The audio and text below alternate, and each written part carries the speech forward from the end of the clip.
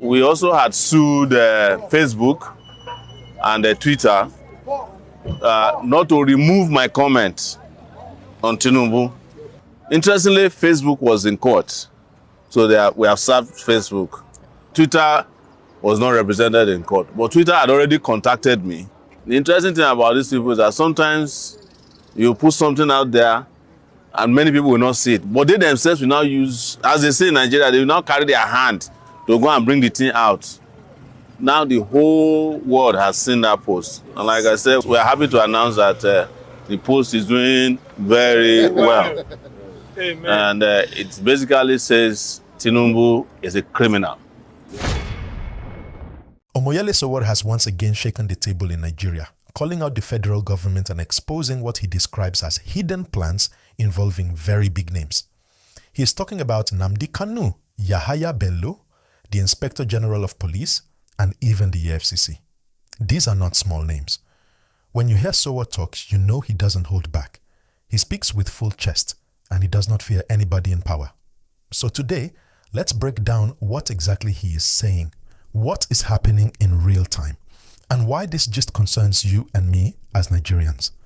And please, before we go deeper, make sure you like this video and subscribe to the channel so you don't miss more gist like this.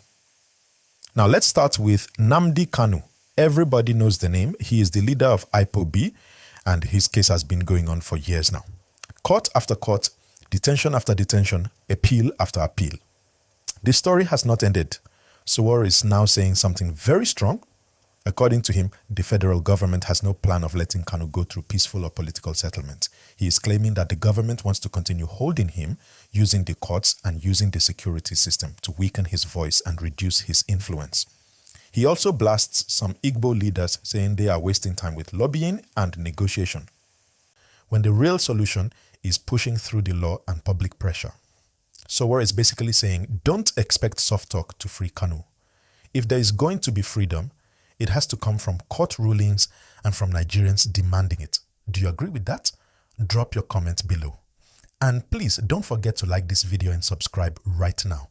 Now, the gist gets hotter when you bring in Yahaya Bello, the former governor of Kogi State. His name has been all over the news for months.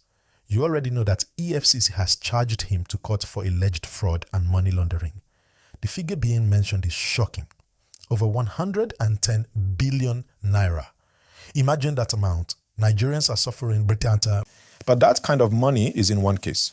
Bello has been fighting the case, asking court for bail, asking for permission to travel for medical care, but the court is saying no. And now Sowore is suggesting that there may be more to it. According to him, this whole process may also have a political side. It may not just be about fighting corruption. It could also be a way of keeping Bello out of political influence, or showing other politicians what could happen if they don't fall in line. This is why Nigerians must look closely. Is EFCC working independently, or is it being used as a tool? That's the question Sowore is raising. And this is the kind of gist you only get here, so like this video and subscribe, because we are still going deeper. Then we come to the Inspector General of Police. This one is very sensitive because the IG is the #1 police officer in the country. Sowore has been saying that the current IG is operating in a way that is not right, that the government is using the police force not just for law and order, but also to silence opposition and protests. Now, if this is true, it is very dangerous because the police is supposed to serve the people, not serve the interest of one party or one government. But if the IG is dancing to the tune of politics, it means any voice that challenges power may be shut down by force. Sowore is warning Nigerians to pay attention to this because today it may be activists. Tomorrow it could be anyone. And I need to pause here and tell you again, please like this video and subscribe so more people can join this discussion. And then there is the EFCC itself. We all know EFCC as the anti-corruption agency, the one that goes after internet fraud, politicians, and big money cases. But Sowore is saying the EFCC is not fully independent. He claims the commission is being used selectively, meaning some people are being targeted while others are being shielded. So in his view, EFCC is more than a corruption agency. It is also a political weapon. And if you look at history, many Nigerians have raised the same point before. We've seen how sometimes EFCC cases rise against people who fall out with government, and sometimes the same EFCC suddenly goes quiet when the person aligns with power. So, is Sowore right? That is the question for us. Please drop your thoughts in the comment, and while you are at it, like this video and subscribe, because this conversation must continue. Now, I want us to look at the bigger picture of what Sowore is saying. He is basically exposing what he calls a plan by government to manage, control, and weaken certain voices.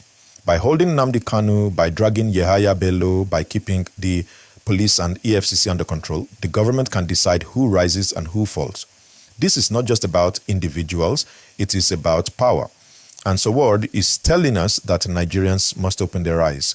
Because if these things are allowed to continue, tomorrow it may not just be Bello or Kanu, it could be any leader, any activist, any regular person. So stay informed, stay alert, and most importantly, keep supporting independent voices. And please don't forget to like this video and subscribe so you can keep getting the truth.